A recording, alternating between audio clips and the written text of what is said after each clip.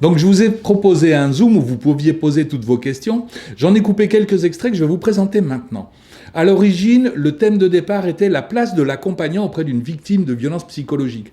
Mais très rapidement, ça a dérivé un petit peu plus sur les mécanismes de défense pervers narcissiques. En tout cas, je pense que la vidéo va vous intéresser. Je vous laisse la découvrir là maintenant. Si mes vidéos vous plaisent, faites-le savoir en mettant un pouce vers le haut, s'il vous plaît. N'hésitez pas à vous abonner et à activer une petite cloche pour être tenu au courant chaque fois qu'une nouvelle vidéo sort.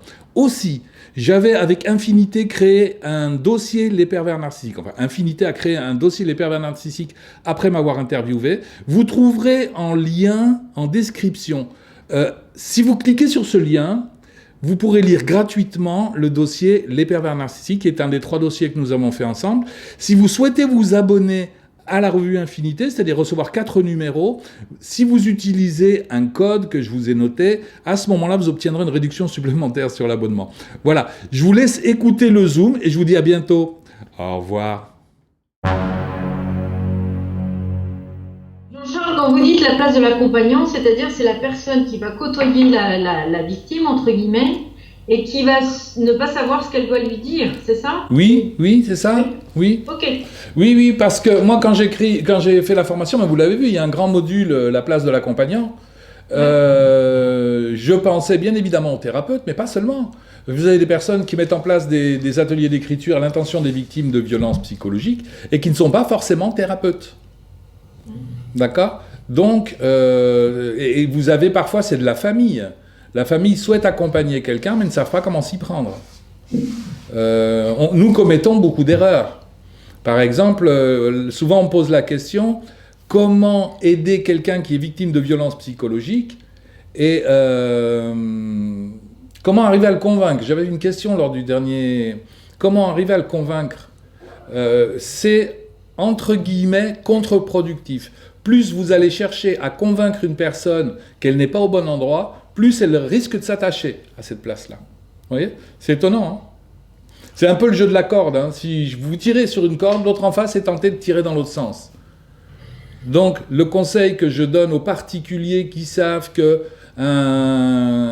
proche est victime de violences psychologiques et qu'il est en train, bien souvent c'est le cas, de s'isoler, c'est de lui dire « J'ai remarqué que tu avais besoin de prendre de la distance, je respecte ton besoin de prendre de la distance, mais sache qu'à tout moment, si tu as besoin de revenir vers moi, ma porte restera ouverte. » D'accord?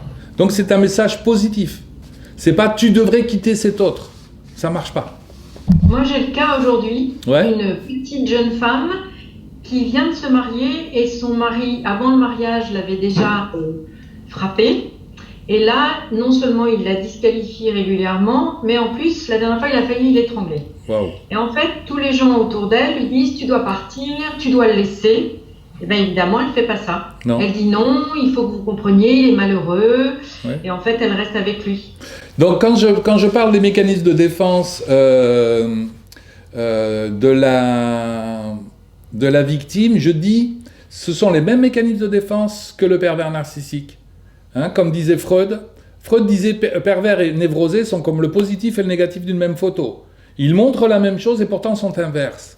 C'est-à-dire que si quelqu'un vous fait du mal, si quelqu'un qui emploie massivement des mécanismes de défense pervers narcissique vous fait du mal, il va dire « tu l'as cherché ». Donc il est dans le déni, si vous voulez, de sa responsabilité. Ben, la victime, lorsqu'on lui fait du mal, souvent elle va dire « le pauvre ou la pauvre a souffert dans son enfance ». C'est du déni, c'est le même mécanisme de défense. Simplement, dans le premier cas, il est fait pour se déculpabiliser, entre guillemets, et dans le cas de la victime, c'est pour déculpabiliser son pervers. D'accord? Donc on comprend bien que si je vais voir, moi, cette personne en lui disant « ton compagnon ou ta compagne est quelqu'un de mauvais, tu devrais le quitter », j'obtiens en plus l'effet inverse. Ça les rapproche. Oui, d'autant plus que quelqu'un a posé une question sur le chat, sur la dépendance affective. Et en fait, souvent, la victime, elle est prisonnière d'une dépendance affective. Donc, si on lui dit qu'il faut partir, ça vient chatouiller ça. Oui, non, Jean-Charles? Oui, tout à fait. Oui, bien sûr. En plus, il y a quelque chose de surprenant, c'est que notre pervers, je parle comme les gens qui me parlent, notre pervers, il a quelque chose de rassurant. C'est-à-dire qu'il nous menace sans cesse de nous abandonner, et pourtant il reste. D'accord? Donc il vient titiller mon angoisse d'abandon et en même temps, il ne m'abandonne pas. C'est un petit peu comme quand on va voir un film d'horreur où on voit sortir des zombies de partout, on est terrorisé et pourtant on ne risque rien. C'est pour ça qu'on va au cinéma. D'accord? C'est un peu la même chose. Donc quelque part, il est rassurant. Lui au moins, il sera toujours là. Donc voilà un des aspects de la dépendance affective. Après, la dépendance affective, elle prend souvent racine dans l'histoire de la personne. C'est-à-dire que très souvent, je dis, la victime a souvent été l'enfant de personnes qui avaient besoin qu'on s'occupe d'elle. Je l'ai encore entendu cet après-midi, une jeune femme me dire « Oui, voilà, ma mère souffrait, il a fallu que je l'emmène à l'hôpital et je me faisais beaucoup de soucis pour elle. » C'est-à-dire que l'enfant prend une place qui n'est pas la sienne et qui ne devrait pas être la sienne. Les enfants ne sont pas là pour soigner les parents. En tout cas, surtout quand ils sont enfants. Hein, et la mère disait « Je vais mal, occupez-vous de moi. » Pardon Jean-Charles, Isabelle, bonsoir. Bonsoir. Ce qui me vient là, c'est par contre, quand c'est l'enfant qui est devenu adulte de la personne perverse narcissique, c'est quand même très compliqué de rompre les liens. Le mécanisme qui se met en place est quand même peut en avoir conscience, mais je trouve que c'est très difficile. Moi, j'avais une personne que je suivais, dont la mère était a priori schizophrène, mais qui ne pouvait absolument pas entendre ça et qui était complètement encore en train d'essayer de sauver sa mère, tout en étant outillée quand même, avec des outils psychologiques assez solides. Donc ça reste, je trouve ça assez complexe. Le problème quand on a un parent schizophrène, on entend qu'il s'agit d'un enfant. Et souvent, ils sont des personnes très attachantes, hein, les schizophrènes, parce qu'on a envie de les prendre en charge. Malgré tout, si vous êtes l'enfant, vous n'êtes pas là pour prendre en charge votre parent. Jamais, jamais, jamais.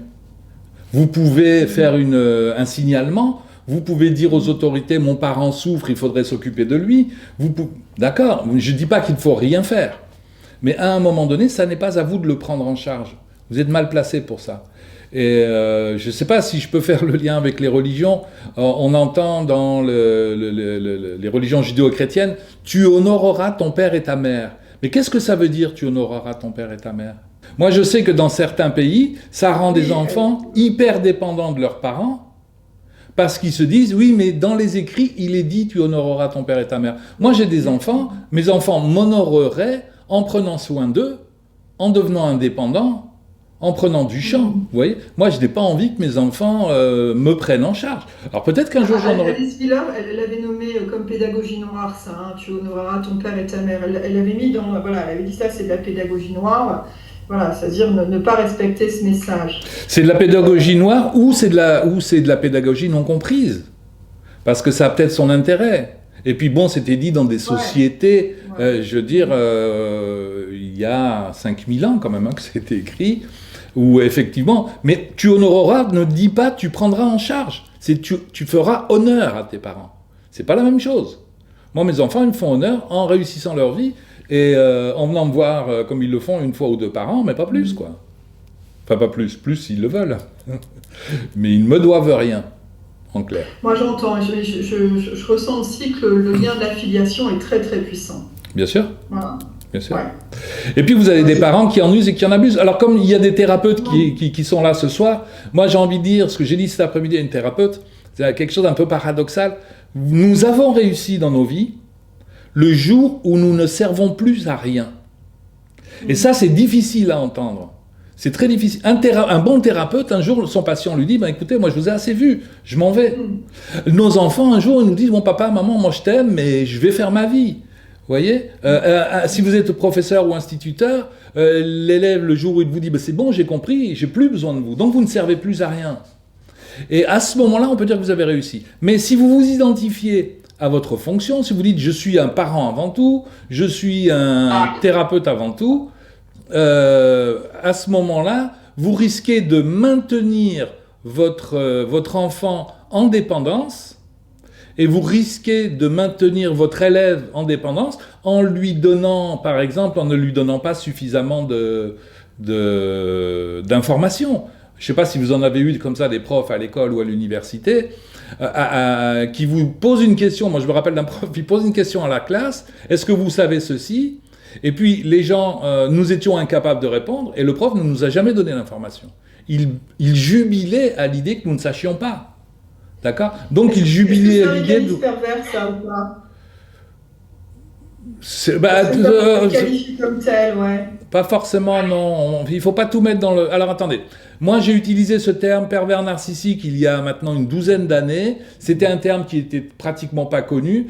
On va mettre, comme dans les mécanismes pervers narcissiques, ce qu'on veut bien. Parce qu'après, nous pourrions dire tout symptôme à quelque chose de pervers. Imaginez votre conjoint ou votre conjointe vous agace et à un moment donné, vous auriez envie de lui casser la figure. Mais ça ne rentre pas dans vos valeurs morales. Alors, vous attrapez une assiette et vous cassez l'assiette. On peut dire que casser la vaisselle, c'est quelque chose de pervers. Mais en même temps, on peut entendre aussi « j'ai protégé mon conjoint. Je l'ai protégé de moi ». Ça, j'entends, mais en même temps, un professeur, quand même, mon travail, c'est de donner l'information, parce que ce qui peut quand même préserver de ces comportements-là, c'est d'avoir une logique, d'avoir une saine logique. Bon. Et on peut quand même supposer qu'un professeur qui est supposé transmettre un savoir, et qui à un moment donné, vous savez pas, et moi je sais, quand même quelque chose qui n'est pas très... c'est inadmissible, je suis d'accord avec vous. Mais c'est pareil pour un parent qui dit à son enfant, mais non, laisse, tu n'y arriveras pas. Okay. Tu n'y arriveras pas. Ben oui, effectivement, l'enfant n'y arrive pas. C'est comme vous regardez un petit, attention, tu vas tomber, le petit tombe. Hein, c'est antipédagogique, c'est pas c'est antipédagogique. Voilà. Okay. Alors, ce prof-là, je me rappelle bien de lui, il avait l'air un peu vicieux quand même. Mais je pense qu'il existe des personnes qui vont employer des mécanismes comme ça qui sont pas intéressants, mais qui ne sont pas forcément foncièrement pervers. Peut-être que si j'étais allé voir ce prof en lui disant « Monsieur, votre attitude n'est pas correcte », je ne pense pas qu'il m'aurait entendu, d'ailleurs, en tant qu'élève. Mais ouais, on aurait pu... Alors, qu'est-ce que c'est qu'un pervers narcissique? Tiens, on va répondre à cette question. Je l'ai déjà dit 100 fois, mais ça ne fait rien, je vais le répéter. C'est quelqu'un qui, en plus des mécanismes de défense dont nous sommes en train de parler, emploie massivement le déni. Tout à l'heure, vous avez évoqué le schizophrène. Le schizophrène est schizophrène parce qu'il y a une faille au niveau de son déni. Si le déni était parfait, le schizophrène ne souffrirait pas. En fait, il serait pervers. On pourrait dire qu'un schizophrène et un pervers, c'est la même chose, sauf que chez le schizophrène, le déni ne fonctionne pas, et chez le pervers, il fonctionne très bien. Moi, j'ai fréquenté de près quelqu'un qui était dit borderline, c'est-à-dire qui a généralement un fonctionnement plutôt névrotique, mais qui, lorsqu'elle est fatiguée, lorsqu'elle a trop de soucis, ou elle tombe dans le champ de la schizophrénie. Et je l'ai vu exploser et employer massivement des mécanismes de défense pervers narcissiques contre moi, à l'époque, ou contre sa famille, généralement même contre des gens qu'elle aimait. Et ça lui permettait de pas trop décompenser, et quand le lendemain elle allait mieux, elle présentait des excuses, parfois même en pleurant. Ça n'était pas fin. C'était des vraies excuses. Vous voyez ? Alors que si elle avait été pervers narcissique, elle aurait dit, écoutez, vous l'aviez cherché, c'est bien fait pour vous. Donc le mécanisme de base de la perversion narcissique, c'est le déni.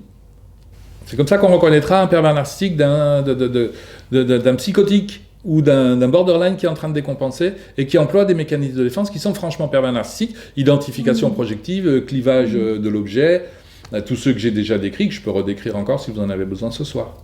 C'est plus que du déni, c'est-à-dire que si on va le voir et puis on lui dit... voilà, il va même pas reconnaître. Il va même pas reconnaître. Ou il va dire, vous affabulez. Vous n'avez pas compris. C'est pas ce que j'ai dit. C'est pas ce que j'ai fait. Bien sûr. En tout cas, moi, c'est l'expérience que j'en ai. Voilà. Bien sûr. D'accord. Ok. Oui, mais c'est ça le déni. Hein. Si vous voulez, franchement, le déni, c'est je ne reconnais pas la réalité comme existant.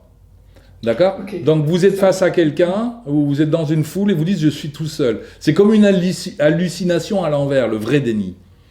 Dans le cas du pervers narcissique, c'est pas vraiment du déni, c'est qu'il va reconnaître la chose comme existant. Mais il va la vider de son contenu. On devrait dire plutôt dénégation. Imaginez que vous emportez sur quelqu'un, vous lui dites des méchancetés, et le lendemain la personne vous dit « tu m'as dit ça ». Si vous dites « je ne l'ai jamais dit » et que c'est sincère, c'est du déni. Et si vous dites « oui, je l'ai dit, mais je ne le pensais pas », vous reconnaissez l'enveloppe, si vous voulez, les mots qui ont été prononcés, mais vous les videz de leur signifiant, de leur contenu. Ça, c'est de la dénégation. Donc, quelqu'un de pervers narcissique va dire « oui, effectivement, je t'ai mal parlé, mais tu l'avais cherché, et c'est bien fait pour toi ». C'est ça la dénégation, si vous voulez. C'est ta faute, en clair. C'est moi qui ai prononcé l'insulte, mais c'est toi qui en es responsable. C'est extraordinaire comme mécanisme. C'est magnifique. Hein. Dénégation. Est-ce qu'on peut dire que la forclusion est typique du schizophrène et le déni du PN? Waouh, Marie, ça c'est de la question. Hein. Jacques Lacan pense que les problématiques schizophréniques viennent de l'absence du nom il dit le nom du père, NOM, d'accord? NON aussi d'ailleurs. C'est-à-dire que le schizophrène n'aurait pas introjecté de papa à l'intérieur de lui. C'est comme s'il n'y avait pas de père. C'est comme s'il n'avait pas de père. Alors elle est super intéressante votre question. Et il dit qu'il y a forclusion. La forclusion c'est un terme juridique. Lorsqu'un droit est forclos, il est perdu. Donc, d'après Lacan, si je l'ai bien compris, le schizophrène n'a pas de représentation paternelle à l'intérieur de lui et il n'en aura jamais. Donc on ne peut pas le guérir de ce point de vue. S'agissant du pervers narcissique, c'est pour ça que je suis content de votre question. Donc dans la forclusion, il y aurait déni de l'existence du père et il y aurait, me semble-t-il, j'y réfléchis en même temps avec vous, chez le pervers narcissique, une dénégation de l'existence du père. Oui, il existe un père, mais je ne suis pas concerné. D'accord? Déni du nom du père, dénégation du nom du père, ça revient un peu à dire la même chose, et c'est bien, c'est dans le droit fil de ce que je disais tout à l'heure. La personne qui emploie massivement des mécanismes de défense pervers narcissiques, donc le père c'est aussi la loi dans l'esprit de l'enfant, va dire oui, il existe une loi, il la reconnaît comme existante, mais je ne suis pas concerné, ou je suis au-dessus. Je pense que chez les avocats, on doit trouver quelques-uns qui doivent bien aimer les mécanismes de défense pervers narcissiques, mais pas tous. Hein. Je pense que beaucoup d'avocats sont des gens honnêtes aussi. Non. D'accord, ça répond à votre question sur la forclusion du nom du père et le pervers narcissique. Le pervers narcissique, en fait, met en place des mécanismes de défense schizophrènes, sauf qu'au lieu que les mécanismes de défense jouent à l'intérieur de lui, il les fait jouer à l'intérieur d'une relation. Alors, un exemple de mécanisme qui pourrait être schizophrène, la peur de se couper en deux, on appelle ça angoisse de dissociation, comme dans l'histoire de Jekyll et Hyde, où Jekyll ne connaît pas Hyde, c'est-à-dire qu'on vient répéter à Jekyll, il s'est passé ça cette nuit, et Jekyll sent bien que c'est peut-être lui qui l'a fait, mais il n'en est pas sûr.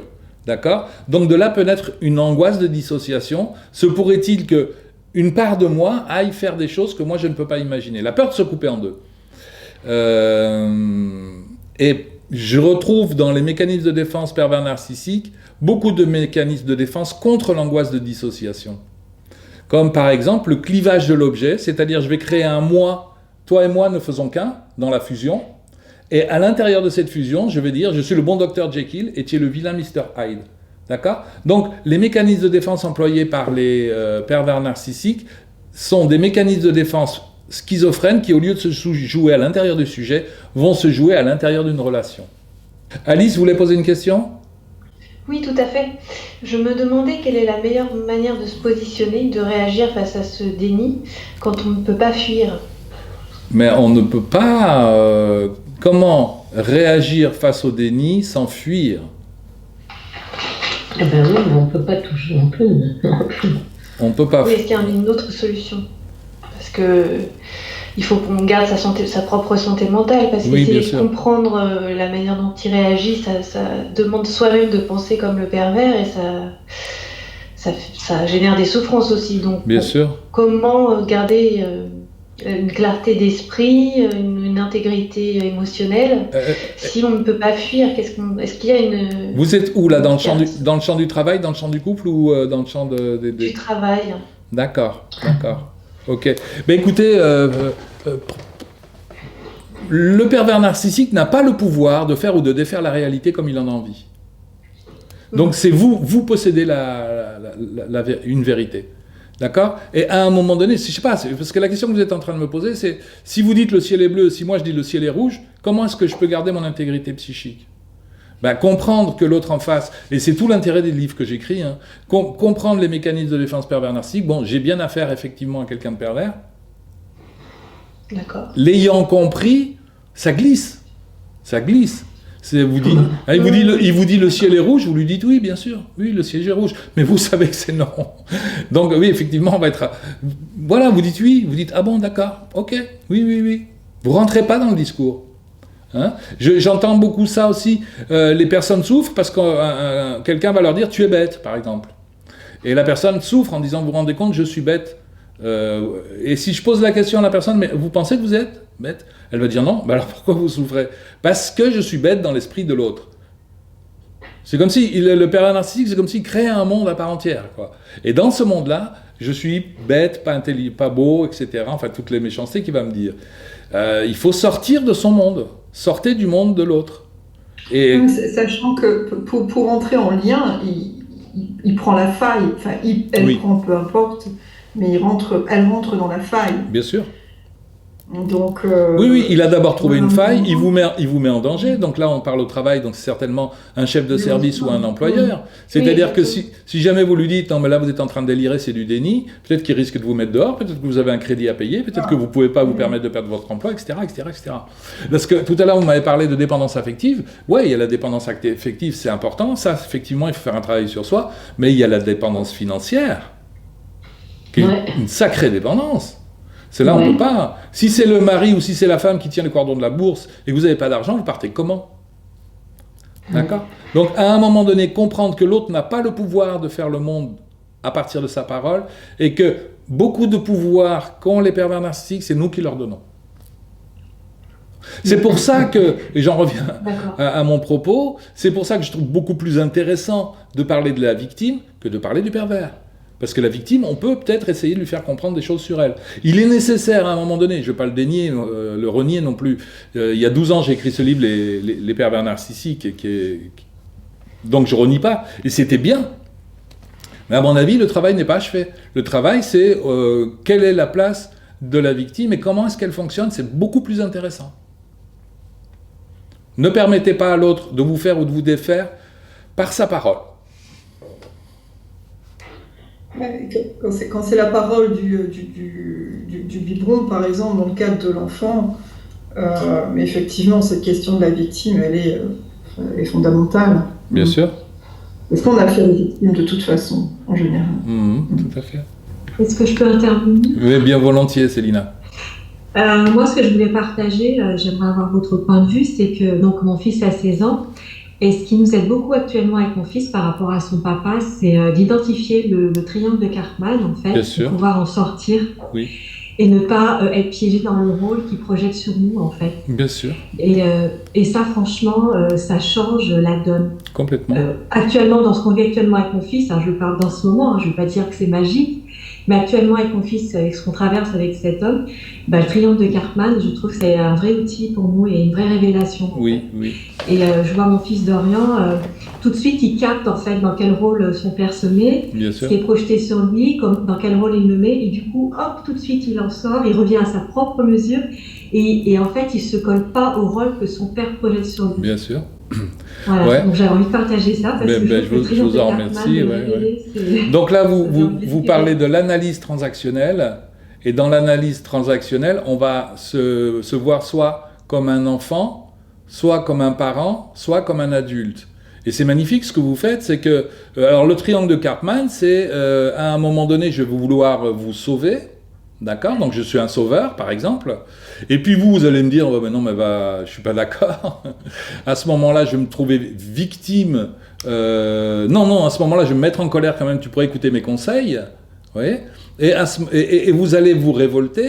Et je vais me sentir martyrisé, je vais devenir la victime. Et on peut tourner comme ça dans un triangle sans cesse, incessant. Donc, ce qui est impressionnant, c'est que même dans une conversation, d'une phrase à l'autre, parce qu'il échange particulièrement avec des SMS avec son père en ce moment, c'est un peu compliqué, et je resterai assez discrète là-dessus. Et ce que je voulais dire, c'est que même d'un SMS à l'autre, le triangle il tourne à une allure folle. Bien sûr. C'est souvent la réponse que son papa reçoit. Ce que vous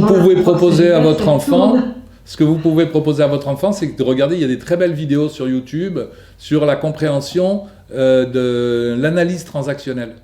Ah, j'y ai pas pensé à ouais. ça, merci. Mais le triangle de Karpman est issu de l'analyse transactionnelle. D'accord, mais je savais pas ça. Donc, si je me positionne en enfant, je peux me positionner en enfant soumis ou en enfant rebelle. À ce moment-là, je vais appeler chez l'autre une posture de parent, souvent. Il va y avoir un parent nourricier, tiens bien, je vais te donner ce dont tu as besoin, un sauveur, ou un parent normatif qui va dire non mais maintenant tu dois m'écouter, qui va dire la loi. Vous voyez ? Donc il y a 4 postures comme celle-là, et il y a une posture d'adulte. Et c'est ça que vous enseignez à votre enfant, c'est comment réagir en adulte, et c'est bien parce que c'est aussi la réponse à la question qui m'avait été posée tout de suite avant par Alice, c'est comment faire face à un employeur qui est dans le déni. À un moment, il faut une attitude d'adulte. Tout en prenant soin de soi, évidemment. Pas dire, vous voyez, c'est dire, bon, j'entends ce que vous dites, moi je ne perçois pas la même chose. Oui, puis je vois que ça permet beaucoup à Dorian, en fait, de rester dans sa propre mesure et de ne pas mettre en doute ce qui se passe pour lui, en fait. Oui, c'est ça. Du coup, il reste dans sa mesure. Voilà ce qui se passe pour moi, ça. Et quoi que tu dises, ok, mais c'est pas ce qui se passe pour moi. Voilà ce qui se passe pour moi. Donc, il y a ta réalité et il y a ma réalité. Voilà. Et vous voyez qu'on n'est pas très éloigné de la schizophrénie que nous avions évoquée tout à l'heure. Il y a ma réalité et il y a la réalité de l'autre. Et c'est très dur de rencontrer quelqu'un de schizophrène et c'est très dur de rencontrer quelqu'un de pervers narcissique parce qu'à un moment donné, il y a 2 réalités qui n'arrivent pas à entrer en communication. C'est soit l'un a raison, soit l'autre a raison. Pardon, excusez-moi. Allez-y. Je voulais juste finir en disant que quand on le met en lien avec les besoins, chez Dorian, ça rejoint vraiment son besoin de distinction, quoi. C'est-à-dire de se différencier, de se distinguer, ce qui se passe chez toi, ce qui se passe chez moi. Bien sûr. Et je trouve ça intéressant d'en parler parce que moi je vois que pour mon fils de 16 ans, le triangle de Karpman est accessible pour les adolescents. Pour les petits, c'est peut-être difficile, mais pour les ados, je trouve que ça fonctionne bien. Bien sûr. Ça lui permet de... Donc vous suggérez à votre enfant de prendre une posture d'adulte par la compréhension c'est vrai, je l'avais pas vu comme ça. Par l'observation et la compréhension de ce qui se passe. Et surtout, ne pas répondre. Mais du coup, ça fait bizarre que vous me disiez ça parce que je suis conscient qu'il a 16 ans, qu'il n'est pas encore un adulte, mais en même temps, il a la capacité de... 16 ans, on n'est pas très loin de l'âge adulte. Hein. D'accord, ok. J'avais pas eu cette vision. Ouais, c'est vrai, nous vivons dans une société où... ça rejoint ce que je disais tout à l'heure sur le prof qui donne pas toutes les informations et le parent qui ne veut pas que l'enfant devienne autonome parce qu'il va se faire abandonner. Dans les sociétés plus anciennes, à 13 ans, on était un adulte. Hein. Ouais. Un psychanalyste a écrit un livre qu'il a intitulé « Pour décoloniser l'enfant ». Là, j'ai un trou de mémoire sur son nom, je suis désolé. Mais pour Mendel. Pour décoloniser l'enfant, lui, il proposait on devrait donner la majorité aux enfants à l'âge de 13 ans. Ah, d'accord, oui. Personne n'a lu son livre. Personne ne l'a suivi.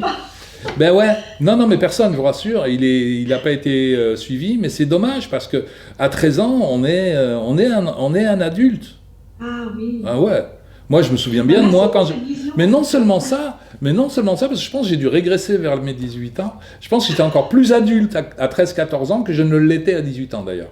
J'ai dû faire un pas en arrière, je sais pas pourquoi. Ouais. Ah merci pour ce partage, c'est intéressant comme vision. Mais si vous regardez votre enfant comme un adulte et si vous lui dites la phrase magique que j'adore par-dessus tout, c'est « j'ai confiance en toi ». Ah oui, ça je lui dis aussi. Ça veut pas dire que tu te tromperas jamais, hein. Mais globalement, j'ai confiance en toi. Et là, vous lui faites un beau cadeau. Et c'est pas une projection. C'est pas tu es quelqu'un de bien, c'est pas tu es beau, comme on peut le dire quelquefois. Non, juste j'ai confiance en toi. Donc, je te renvoie à ta propre intériorité. Tu as à l'intérieur de toi tout ce qu'il faut pour comprendre et aller de l'avant. Oui, c'est ce que je ressens. Moi, j'ai vraiment confiance en lui. J'ai la confiance qu'il a les moyens, peut-être pas toujours, mais en tout cas souvent, de pouvoir prendre cette responsabilité. Bien. Ouais, non, c'est intéressant. Comme vision que vous proposez, j'aime bien. Merci, ça m'aide. Ouais. Décoloniser l'enfant. Merci. Ok. Est-ce que vous m'entendez ? Oui, je vous entends, David. Ah, ok, merci Jean-Charles. Voilà, j'ai une question qui est un peu compliquée peut-être par rapport à tout ce qu'on a déjà vu, puisqu'on a vu aussi sur les bouquins que vous avez écrits. J'ai une question, c'est puisque tous les pervers narcissiques développent, on va dire, en termes général, à peu près toutes les mêmes défenses narcissiques. Ouais. Est-ce que ils ne sont pas, ils ne sont pas élevés ensemble, ils n'ont rien en commun, d'accord? Ouais. Comment se fait-il qu'ils arrivent tous à avoir ces mêmes défauts, ces mêmes caractéristiques communes qu'on retrouve chez tous? Est-ce que nous ne sommes pas programmés au plus profond de nous-mêmes pour devenir des pervers narcissiques suivant des éléments de notre vie qui vont déclencher cette posture chez nous? D'accord, j'entends votre question. Freud disait, et il était mal vu pour ça, les enfants sont des pervers polymorphes. C'est-à-dire que le petit enfant, il a toutes les perversions. D'accord. S'il a envie de vous mordre, il va vous mordre. S'il a envie de vous cracher dessus, il va vous cracher dessus. Alors le tout petit. Hein. Et vous allez lui faire comprendre que non, c'est pas possible. Donc il va développer une autre instance que Freud appelait le surmoi, qui est une instance interdictrice, qui fait que si j'ai envie de vous mordre, David, vous n'avez rien à craindre, je ne vous mordrai pas, parce qu'il y a quelque chose à l'intérieur de moi qui m'en empêche. Oui. Voilà. Donc, chez la personne qui emploie massivement des mécanismes de défense pervers narcissiques, surmoi ne s'est pas vraiment développé. Il a développé d'autres instances, il a développé une idéale du moi, c'est-à-dire comment faudrait-il que je sois idéalement pour être aimé? Donc, malgré tout, il peut faire à un moment donné des efforts, mais c'est pas des efforts pour coller à la morale, c'est des efforts pour garder son public. C'est pas la même chose. Moi, si je mords quelqu'un, si un jour je m'emporte, je vais avoir honte. D'accord? Lui, s'il mord quelqu'un, il va avoir peur d'être abandonné. C'est pas la même chose. Ça peut donner le même résultat, mais c'est pas la même instance qui fonctionne. Hein? Moi, ça va être la peur de la culpabilité, ou la peur de ne pas correspondre à l'image, voilà, l'envie de respecter les bonnes choses. Lui, c'est la peur d'être abandonné, c'est pas la même chose. C'est moins puissant. D'accord. Encore que. Mais c'est très intéressant, mais là, après, moi, je vais digresser. Si vous prenez ce qu'on appelle les attentats qui arrivent régulièrement, hein, une personne, souvent des hommes, sort dans la rue et poignarde un policier au nom de ses croyances. C'est très, très... Et alors, à la radio ou à la télé, après, on va dire, il y a eu un attentat, hein, au nom d'une croyance, on a agressé quelqu'un. Et ça, je trouve que c'est très mauvais. Parce que, même, on parlait des schizophrènes tout à l'heure, ou des psychopathes, malgré tout, l'angoisse d'abandon est très forte. Et c'est même l'angoisse prégnante. Donc, quand j'ai envie de donner un coup de couteau à quelqu'un, je ne le fais pas. Moi, parce que je sais que ça ne se fait pas sans mes valeurs morales. Les personnalités narcissiques, parce qu'ils ont peur d'aller en prison, ou parce qu'ils ont peur de ne plus être aimés, d'être abandonnés. Mais si on vient leur expliquer, non, si tu fais ça, tu deviens un martyr. Mais ils s'emparent du truc. C'est-à-dire que quand on dit à la télé ou à la radio, ce sont des attentats qui ont été faits au nom de la religion, eh ben, on fabrique des terroristes. Alors que si on disait simplement, hier, un malade mental a donné un coup de couteau à quelqu'un, maintenant il est en hôpital psychiatrique sous camisole et il n'en sortira pas de sitôt, là il n'y a plus de valorisation. Donc en fin de compte, la mauvaise information qui est donnée participe à la mise en place de ce qu'on appelle les attentats. Il y a quelque chose quand même, pardon, je me permets d'intervenir, Jean-Charles, il y a quand même quelque chose de français. C'est-à-dire que si on prend, mon compagnon moi, est anglais, si on prend la façon qu'ils ont présenté, ils sont beaucoup plus objectifs et collent aux faits. Et du coup, il y a moins d'interprétations possibles derrière. Bien sûr. Quelque chose aussi, je trouve, en France, la façon de présenter des informations quand même assez politisées. Oui, une personnalité narcissique qui a l'angoisse d'être abandonnée, ne va pas passer à l'acte par peur de passer pour un fou, par exemple. Mais s'il devient un fou de Dieu, à ce moment-là, il est parfaitement dans le champ de ses croyances, et il ne devient pas un fou, il devient un martyr, et il peut même être vénéré par d'autres. Donc il faut faire attention s'agissant des informations que nous donnons. Ça change tout. Mais de toute façon, nous vivons dans une société dite d'information, c'est pas vrai, hein.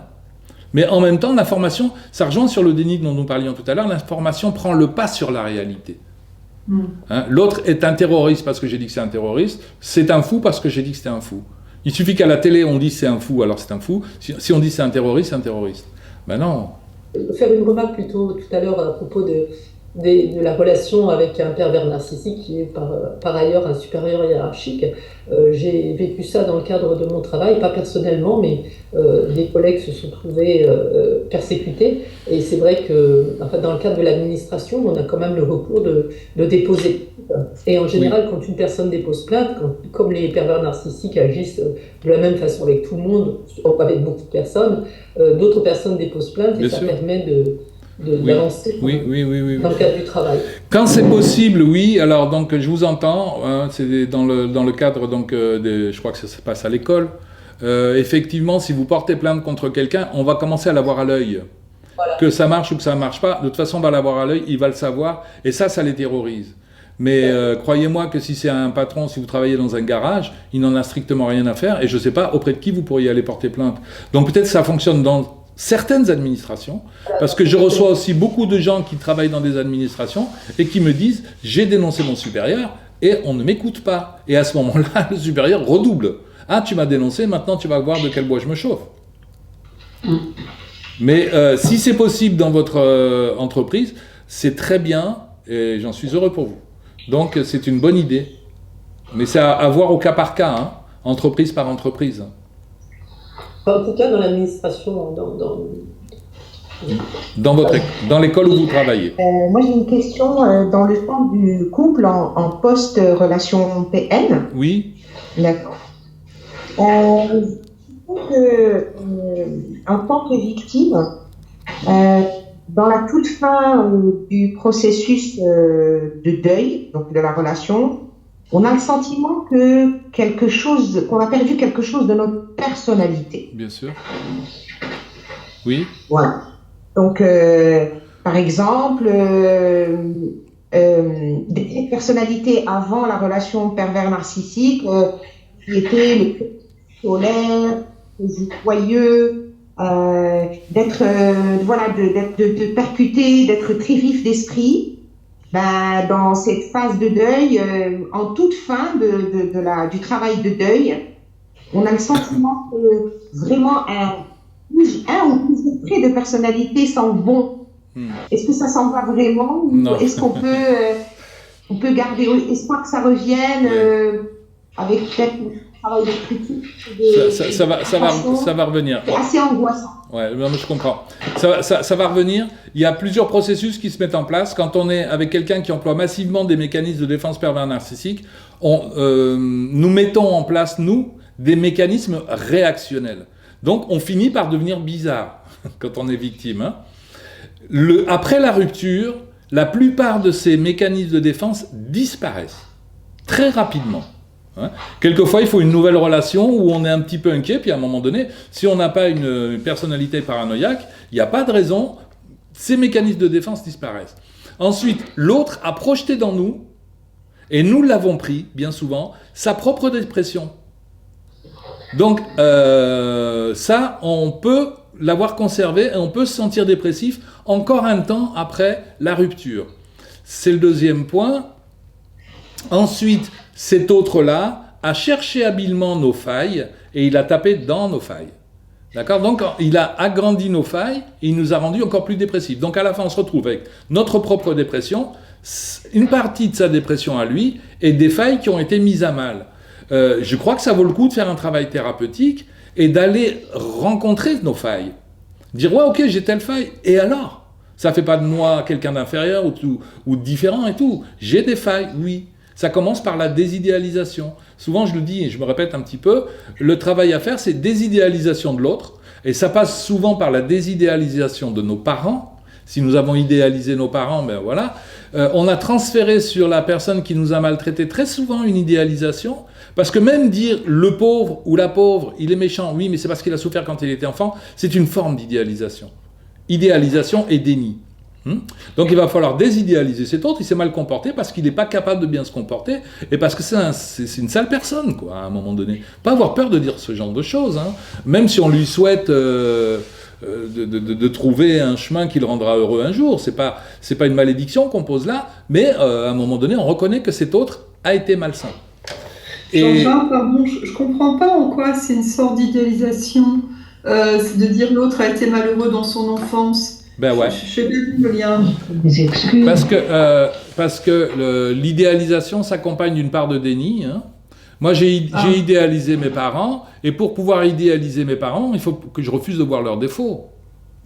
Et quand je vois leurs défauts, je peux rentrer dans une forme de dénégation en disant oui, bien sûr, ils ont ces défauts, mais les pauvres, qu'est-ce qu'ils avaient bu ce soir-là?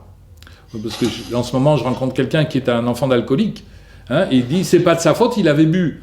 Oui, mais personne ne l'a forcé à boire, quoi. D'accord? Donc il y a idéalisation, dénégation qui rentre bien souvent chez la victime. Donc il va falloir désidéaliser nos parents, c'est ce qu'on fait en psychanalyse en général, hein, désidéaliser notre bourreau pour pouvoir se désidéaliser soi-même et sans risque. Oui, j'ai des failles. Et alors? D'accord? Et Mouna, le printemps va arriver, nous ça a commencé pratiquement ici, je pense qu'à Casa c'est encore mieux. et la joie elle va revenir, et il n'y a pas de raison, tu es plein de qualités, et moi je l'ai vu, hein, puisque bon, avec Mouna nous nous connaissons, nous nous sommes rencontrés à Casablanca, et donc j'ai confiance en toi, ne te fais pas de soucis, ça va revenir, oui. Inch'Allah. Inch'Allah. J'ai une question pour rebondir sur ce que vous avez dit. Oui, c'est Mathilde? Oui, c'est ça. D'accord. Bonsoir. Bonsoir. J'ai vraiment du mal à accepter le fait que, pour moi, la personne, elle peut être, ce pervers narcissique, il peut avoir été malsain et à la fois être en grande souffrance. Pour moi, l'un n'empêche pas l'autre. Oui, bien sûr. Non, mais je dis pas le contraire. Après, à savoir si vous avez eu affaire à un pervers narcissique ou à quelqu'un de borderline, comme je l'ai évoqué tout à l'heure, je ne sais pas si vous l'avez entendu. Quelqu'un de pervers narcissique, a priori, ne souffre pas tellement. Hein. C'est vous qui souffrez à sa place. Hein. Quelqu'un de borderline, c'est terrible, parce qu'il alterne, je l'ai dit tout à l'heure, des phases névrotiques. Alors, névrosé, je le suis moi, hein, c'est nous, hein, les névrosés. C'est pas une insulte. Et il alterne des phases névrotiques et des phases psychotiques. Ouais, et c'est pour ça qu'on l'appelle borderline, il fait un petit peu des allers-retours.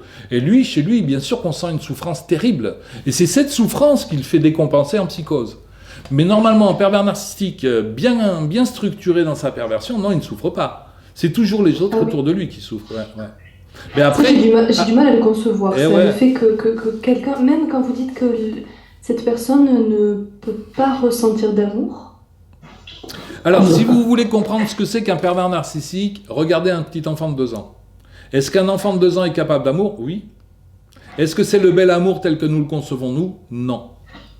L'enfant de 2 ans, c'est tu me satisfais ou tu ne me satisfais pas, j'ai besoin de toi ou j'ai pas besoin de toi. Hein, c'est pas le bel amour tel que nous l'imaginons nous. Donc oui, il y a quelque chose. Lui, il y a une notion d'amour chez le tout petit, évidemment.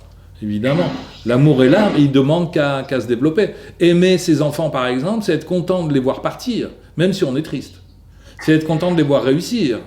Le bel amour, c'est vouloir que l'autre réussisse. Un gosse de 2 ans, il n'en a strictement rien à faire. Il se fiche complètement que vous ayez une promotion au travail. Si vous lui ramenez des jouets après, oui. Oui, je comprends. Vous voyez ? Donc on parle de personnalité infantile, incapable d'un bel amour. Mais oui, si vous le satisfaisez un jour... Après, il y a la notion à laquelle je suis très attaché, qui est la pulsion de mort, qui est très difficile peut-être à comprendre. Je ne suis même pas certain, peut-être que si les psychanalystes m'entendaient, ils me diraient « vous n'avez rien compris à la pulsion de vie, à la pulsion de mort », c'est possible. Hein. Pour moi, la pulsion de vie, c'est ce qui nous entraîne dans la vie, donc vers la mort, puisque c'est quand même la promesse qui nous est faite, la mort à un moment donné. Alors que la pulsion de mort, c'est le contraire.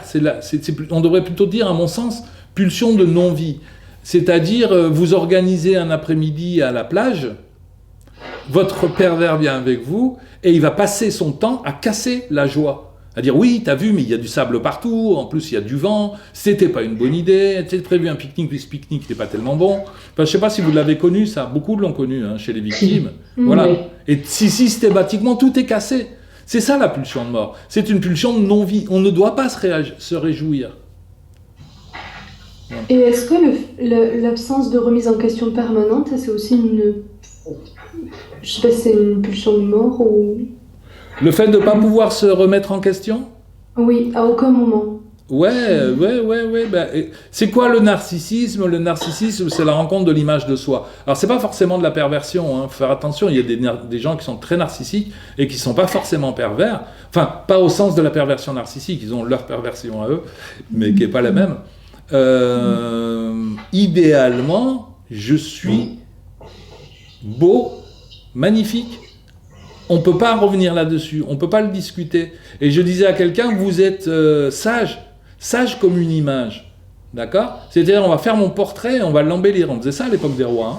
On faisait leur portrait, mais on en rajoutait. On les mettait assis sur un lion, on leur faisait une très grande coiffure, alors qu'en réalité, ils étaient chauves sous leur perruque. D'accord? Donc, une belle image. Ouais. Mais une image, par essence, ça ne bouge pas.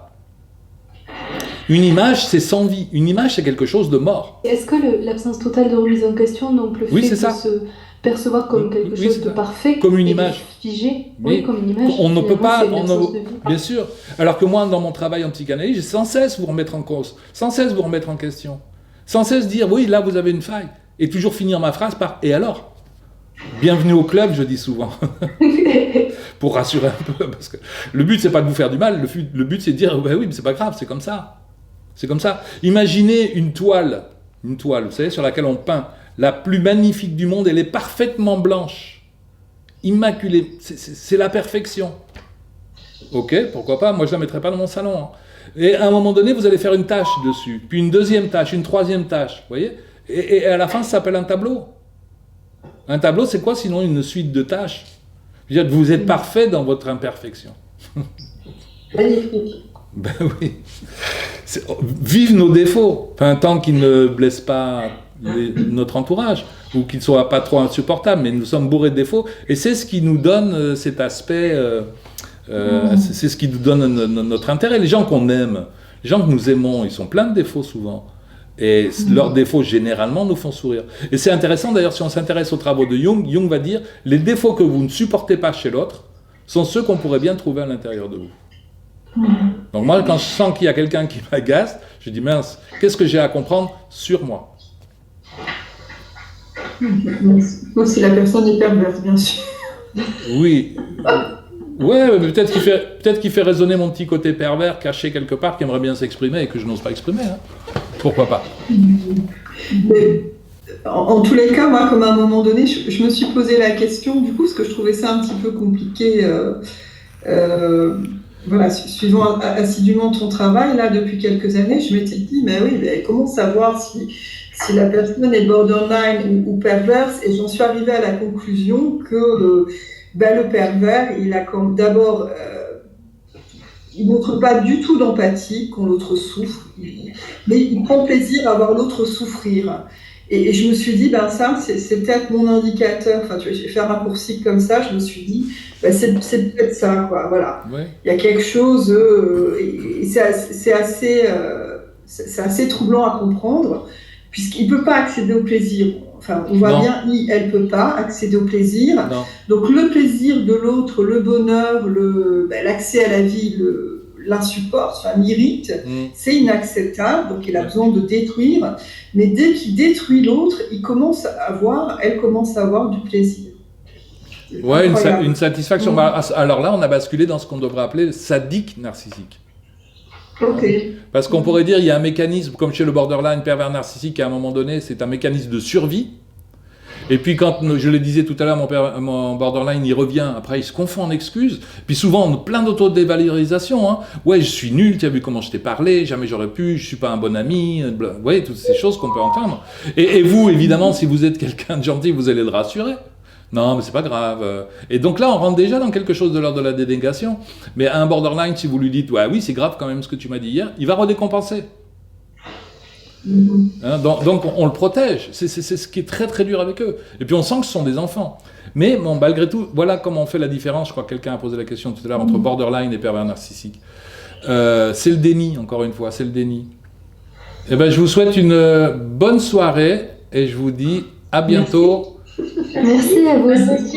Merci Jean-Charles. Bonsoir Mouna, bonsoir à tous. À bientôt. À bientôt, volontiers, hein, à Casablanca. À Casablanca, quand tu veux. Au revoir. Au revoir.